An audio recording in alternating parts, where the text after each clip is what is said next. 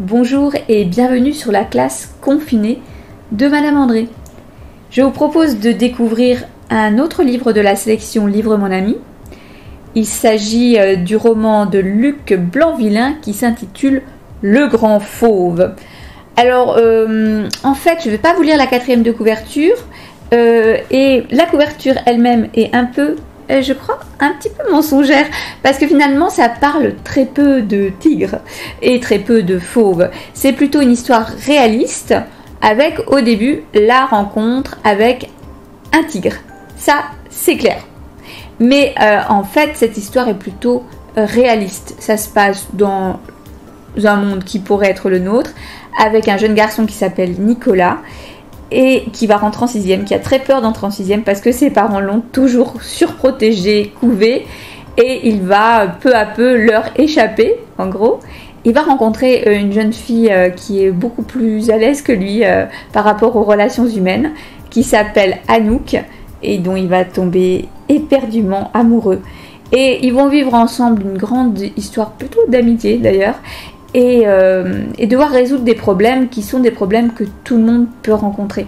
Voilà. Mais c'est une histoire avec beaucoup d'humour, narration interne, c'est Nicolas qui raconte sa propre histoire, et je vous laisse juger vous-même du style que je trouve vraiment très enlevé, très agréable, avec la lecture des premières pages du premier chapitre. Un grand fauve. Je ne savais pas que les tigres avaient les dents si jaunes. J'ai pourtant regardé beaucoup de reportages sur les animaux. J'adore ça, les reportages et les animaux. Enfin, je les adore à la télé. De l'autre côté des écrans, la vie paraît bien rangée. Mais dans ce petit bois, à exactement 650 mètres de chez moi, mon téléphone portable calcule les distances. Ce gros tigre fait désordre. Au début, quand j'ai entendu le froissement des feuilles mortes sous la futaie, j'ai pensé que j'allais croiser un promeneur ou un chien. Je me suis arrêtée pour scruter les buissons. C'était bizarre. De petites branches remuaient comme si quelqu'un se déplaçait en rampant. J'étais en train de me demander s'il ne valait pas mieux rebrousser chemin quand il est apparu. Un tigre, un vrai tigre. J'ai une pensée idiote. Heureusement que mes parents ne sont pas là pour assister à mon dépeçage. Ils sont beaucoup trop sensibles.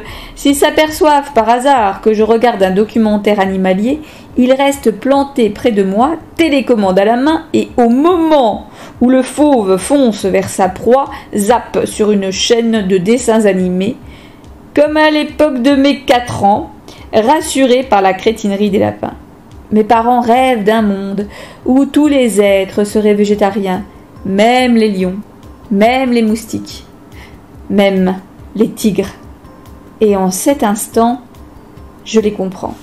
Si on m'avait prédit que je finirais sous les dents jaunes d'un énorme tigre 2 jours avant d'entrer en 6e à 650 mètres de chez moi, je me serais peut-être fait moins de soucis. Par rapport au collège, je précise.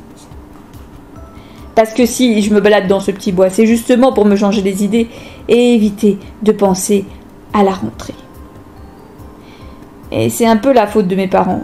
Ça m'ennuie d'en dire du mal dans de telles circonstances, mais quand même, s'ils m'avaient moins persécuté tout au long de l'été avec cette rentrée en 6e, je n'aurais jamais eu l'idée d'aller me promener tout seul.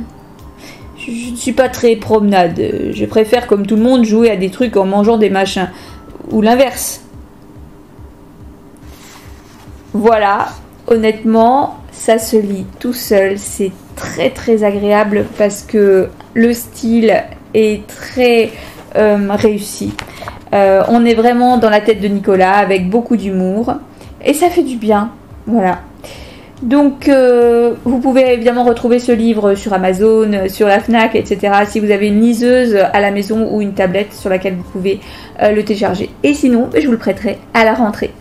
Voilà, je vous souhaite une bonne journée et je vous dis à bientôt pour une nouvelle vidéo.